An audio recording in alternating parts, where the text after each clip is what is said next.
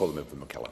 Thank you, Mr Speaker. I rise today in support of the member for Curtin's motion to establish a joint select committee to oversee the implementation of the recommendations of the Royal Commission into the Robodebt scheme. The Australian Public Service is a fundamental pillar of our democracy.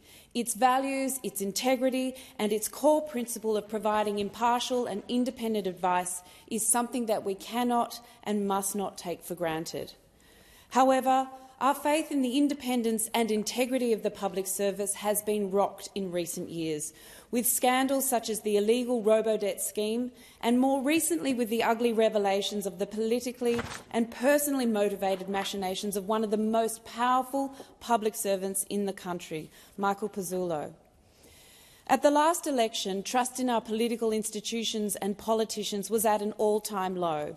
The implementation of the National Anti-Corruption Commission earlier this year has been a positive step forward, but it's been just that, a first step in rebuilding trust in our democracy.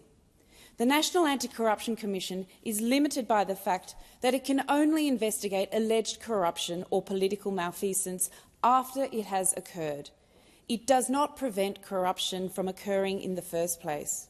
We must build integrity infrastructure into every corner, nook and cranny of our democracy, including the mighty Australian public service. Implementing the Robodebt Royal Commission recommendations in full will further this goal. Australians, including constituents in the electorate of McKellar, were horrified and deeply saddened at the evidence presented to and the findings of the Robodebt Royal Commission. Royal Commissioner Catherine Holmes SC concluded that Robodebt was a crude and cruel mechanism, neither fair nor legal, and the CEO of the Australian Council of Social Services decried the scheme as an aggressive abuse of government power. Of particular note are the comments of Commissioner Holmes, who described in her reports as remarkable the lengths to which public servants were prepared to go to oblige ministers on a quest for savings. Even if the failings were driven largely by a few rogue actors, such as the former head of the Department of Human Services, it is nevertheless clear that the APS as an institution failed Australians in a most devastating way.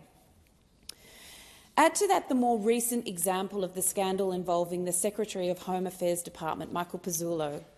Cultural issues run very deep when a secretary of a department thinks he has the right to influence who is appointed as his minister, works against ministers not to his liking, pushes to suppress media freedoms, and generally inserts himself into the political process over a 5-year period. In both cases, the culture of providing frank and fearless advice dismally failed. In light of these two egregious examples, it is clear it will not be easy or a simple thing to fix the culture in the public service, but it is critical that we get it done and we get it done well. The integrity of our democracy depends on it. It is the duty of each one of us as parliamentarians to actively ensure that an occurrence such as Robodebt never happens again and that our public service is robust as possible and functioning in accordance to its values.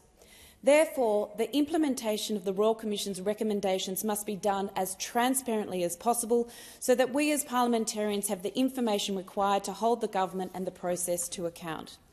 To be able to do that, federal parliamentarians need to be informed and kept up to date on the progress of the implementation of the Commission's recommendations. To that end, as the member for Curtin has proposed, there must be both a joint select committee overseeing the implementation process and regular reporting to Parliament every 6 months on progress. Explanations must be provided if the implementation is not proceeding as expected or is delayed.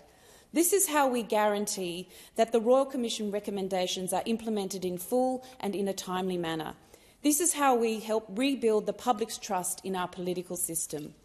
The future integrity and strength of our public service, and hence our democracy, depends on the fulsome incorporation of the Royal Commission's recommendations.